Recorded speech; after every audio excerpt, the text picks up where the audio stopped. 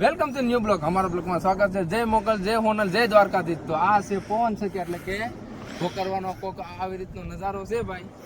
કારણ કે આ લોકેશન એક નંબર છે. કારણ કે પહેલી વાર પાસે જઈને પવન સખી જોવા મળી છે. તો આ છે પવન સખી. આમ થોડુંક કેમેરામેન દેખાડો, કારણ કે નજારો એક નંબર છે.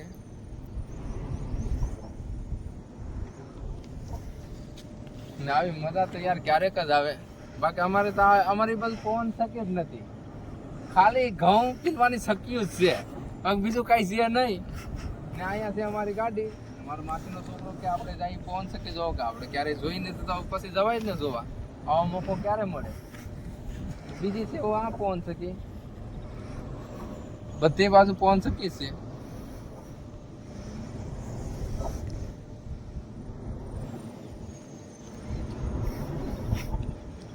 અમારા ગીરની મોજ આ છે ગીરની મોજ. આવી ગીરની મોજ ક્યાંક અલગ જ ભાઈ. કારણ કે આવું સિટીમાં જોવા મળે નહીં. આવું બધું આવું હોય તો ગામડામાં આવું બધું હોય, બાકી બીજે કઈ હોય નહીં. બાકી સિટીમાં પાણી પૂરી જ હોય, બાકી બીજું કઈ હોય નહીં. તો અહીંયા છે સૂર્યદાદા. સૂર્યદાદા હવે આથમવાનું થોડુંક વિચારે કે હવે વયા જાય એમ અમે. બાકી આ લોકો અણી કાઢ લે જ્યાંથી દિયા હે ને ત્યાંથી. તો આવી રીતના બના રહેજો અમારા બ્લોગમાં, કારણ કે હજી તો બ્લોગ શૂટ થાય છે. તો જવાનું છે હવે વિજયપુરી, એટલે કે પાવભાજીનો સામાન લેવા. એટલે હવે થોડીક જ વાર છે. બાકી હવે શું છે કે રાતનો સમય થયો છે. તો હું મારા માસીનો છોકરો જાય છે પાવભાજી લેવા. એટલે કે ક્યાર નહીં બનાવવાની છે એટલા માટે. તો અમારા બ્લોગમાં બના રહેજો. હાય ગાય, તો આગે છે મારી માસીનો છોકરો અત્યારે ગાડી, એટલે કે વિજયપુરી પાસે જવાની તૈયારી શરૂ કરી દીધી છે. અને ગાડી જાય છે ત્યારે સાઈડ ઉપર.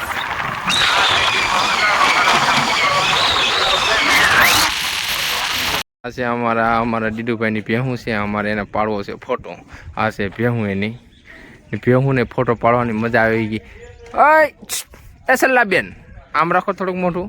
હા હવે સમજા સલ્લાબેન. સલ્લાબેન થોડુંક ઊંચું. વાવ રેડી. હવે પડી જાય હો. હા આ સલ્લાબેન છે, ઓલા મુક્તાબેન છે, કાજલબેન છે, આ મંજુલાબેન છે. હાલો આ મુક્તાબેન ઉભા ક્યાં? મારતા નથી ને તમે બેન?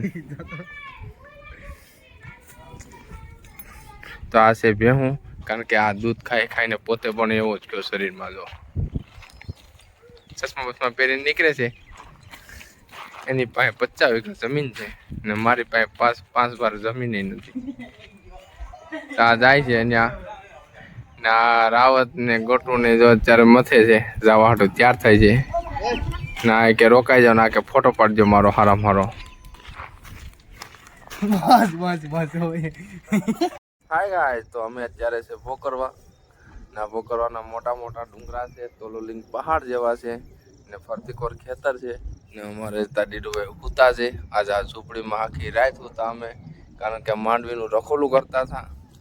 તો આ છે માંડવી એની બધી ને ડુંગરાની વૈશમાંથી ગયો છે રોડ.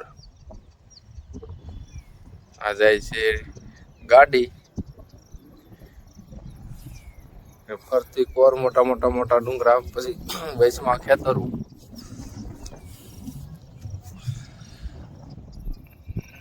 ને એની ઉપર પવન સકી ફરતી કોર.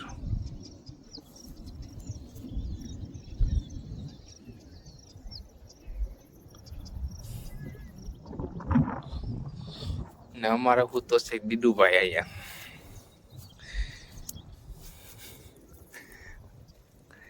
દીદિયા જાગી જા તું.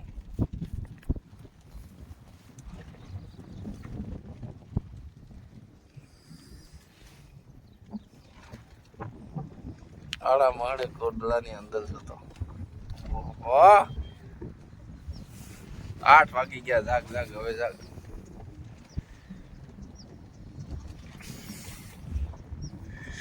હા આજ તો નીંદર આવી આ ઝૂંપડીમાં. કાંઈ ઘટે નહીં. સુરત દાદા ઉપર આવી ગયા, પણ અમે માથે ગોદડું ઓઢી લઈએ. અમને કાંઈ ફેર ન પડે. અમે એવા હાલુડા છે. ને આ છે તોલોલિંગ પહાડ. પવન સકી ફરજ બાપા ભોકરવાના આખા ગામને પવન આપે. જો આ પંખા એના છે.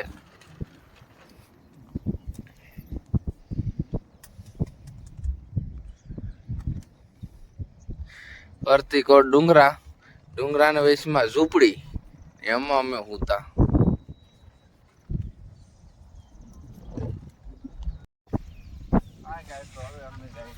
નાસ્તો કરવા વાગી ગયા છે 8, એટલે હવે લાગી છે ભૂખ. 8 વાગે ખાધો તો સવારના થઈ ગયા છે 8, એટલે હવે નીકળી બાકી અમે જાઉં ને રોટલી ટાટીએ, અમારે જાવ તો રોટલી ઉઈ ગઈ પેલી દવાખાની રાતે ઝટકા ટાઈફોઇડ થયો હોય તો 2 વાર વધવાનો, એટલે તમારે ઉતરી જાય. મેલેરિયા આવે તો 3 વાર. તમારે કદાચ આખા કાનને તાવ આવ્યો હોય ને બધાને 1 વાર અડાડી દો ને એટલે દવા જ ન લેવી પડે. અચ્છા ઝટકા શોટ જોરદાર કરંટ આવે. હવે અમે જઈએ છીએ જમવા, કારણ કે જમી જાઉં આઈટમાં કે પૂછતું નથી. ભૂખ ભાઈ પેટ આ પાકું પેટ થોડો કોઈનો હવે રહેવા નથી. હવે જઈએ છીએ જમવા. આ છે માંડવી પણ એમ છે ક્યાંય 3 ખંડી માંડવી થાય. અમારે 10 વીઘામાંથી 3 ખંડી નો થાય, કારણ કે અમારા ખેતરમાં ખાતર પાછું બહુ હોય ને એટલા માટે. વિતરાજ ભાઈ કપા પણ મારા કરતા પણ તાજો કપા છે. અમારા ગટુને જો સ્ટાઇલ છે હિસકવાની અલગ ટાઈપ. ઘડિયાળમાં જોતી હો અત્યારે જાગી છે, જાગીને ડાયરેક્ટ ઘડિયાળમાં ટાઈમ જોયો કે આપણે ટાઈમે તો જાગી ગયા ને. અમારે રાવત જાય ગામમાં માવા લેવા, મારો છે સ્લેબ, એની વાય બે ગયો મારો ભાઈ ભરત નાઇટ પેન્ટ પહેરીને. ડેલો બંધ થઈ ગયો, સ્લેબ માર્યો તો એ નીકળ્યા. રાવતે દીધું લીવર, જોશે ક્યાંક ડેલામ ન કરી જાય સાઈડમાં, આગળ માવો આવી જાય. ના છે મારા વંદનાબેન, ઘડિયાળમાં ટાઈમ જોઈને ઘડિયાળ ઘા કરી દીધી ને હિસકે તો જ.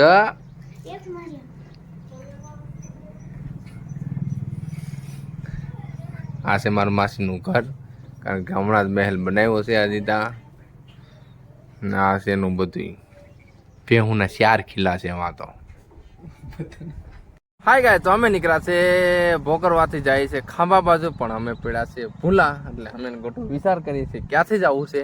પણ અમારી ગાડી થઈ છે હવે આગળ, એટલા માટે હવે એ લોકોએ ગોતી લીધો છે રસ્તો, એટલે અમે પણ હવે એની વાહે જાય છે, કારણ કે ધીમી ગાડી આગે છે ને અમે ગોટો આખી છે ફાસ્ટ. ગટુ તો આપણે જઈએ હવે ખાંભા, તો બના રહેજો અમારા બ્લોકમાં. હાય ગાય, તો અમે નીકળ્યા છે ખાંભાથી હું ને ગટુ, કારણ કે અમે બે રહી ગયા પાછળ. હવે જાય છે ખાંભા. અહીંથી ઉના છે 45 કિલોમીટર. શહેર છે યાર, ને હું ને ગટુ છે પાછળ. ગટુ ક્યાં પૂગ્યા આપણે? આ છે ખાંભાની ડુંગરા, ને આ છે રોડ ખાંભાનો. અહીંયા બનાવે છે, આ છે બ્લોકનું કારખાનું. હવે અત્યારે આઈસીન જાઉં અમે બાબરપરા. આઈસીન બાબરપરા ખાલી માત્ર 20 કિલોમીટર છે. તો હાય ગાઈસ, બનાવી દો અમારા બ્લોગમાં. ચાલો જઈએ બાબરપરા. હાય ગાઈસ, તો અમે પૂકી ગયા છે બાબરપરા. તો આ બાબરપરા આઈસીન 1 કિલોમીટર છે. આ બાબરપરાનો રોડ છે, કારણ કે સિંગલ પટ્ટી છે, વૈશમાં ઝાડવા છે. આ છે ડુંગરા બાબરપરાનો નજારો છે આ, કારણ કે મજા આવે એવી છે બાબરપરામાં. ને હું ગટુ જાય છે બાબરપરામાં. અમારી પાછળ આવે છે 2 ગાડી. અમારે જો આવે છે ગટુબેનના પપ્પા, એના મમ્મી અમારી પાછળ છે. ને આ છે બાબરપરા. રિક્ષા છે બાબરપરાની. માત્ર 1 કિલોમીટર છે બાબરપરા. આ બાબરપરાના ડુંગરા, કારણ કે વળાકો જોરદાર છે. આ આવી ગયું બાબરપરા ગાઈસ.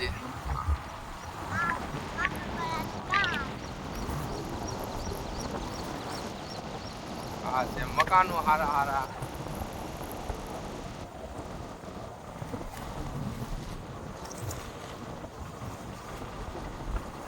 આ છે બાબરપરાની નદી, આ રોડ, આ છે નદી.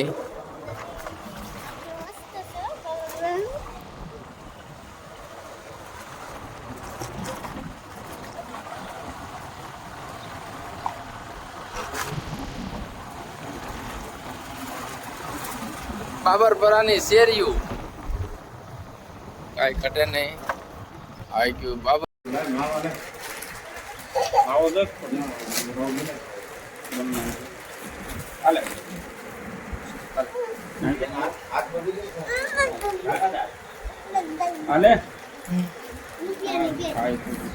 મનો દાનો ઓલી કે અને એ જો એક મીઠું માને ફરાળી છોડો લઈ હા થઈ ગયું. અને મેં તો કીધા કાકા છે ખામાં મળે તે દીધા.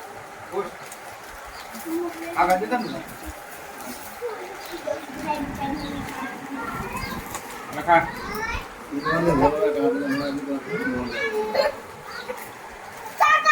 પ્રમાણે છે છોકરા અત્યારે આવે બાબરપુરામાં આવીને હવે અમારે ગટુબેન કે રોકાઈ જવું છે અમારે ન્યા લે ઈ તો રી સપનો કે કેમ હોય કે ક્યાંથી આ બાજુ કરી જાવ ગટો ફેંકવાનો ની વાવે કેમ થાકી ગઈ સીધો વાવે હે ગટો થાકી ગઈ અમારે ગટુબેન થાકી ગયા એટલે વાવે આવું? રાતે 30 કિલોમીટર મુકતા આવું વાવરા નતા ગયા હાય ગાઈઝ અમારો બ્લોગ સારો લાગ્યો લાઈક કરો શેર કરો સબસ્ક્રાઇબ કરો અને ભૂલતા નહીં. મળીએ નવા નવા બ્લોગ તબ તક કે લીએ જય હિન્દ જય ભારત રાધે રાધે.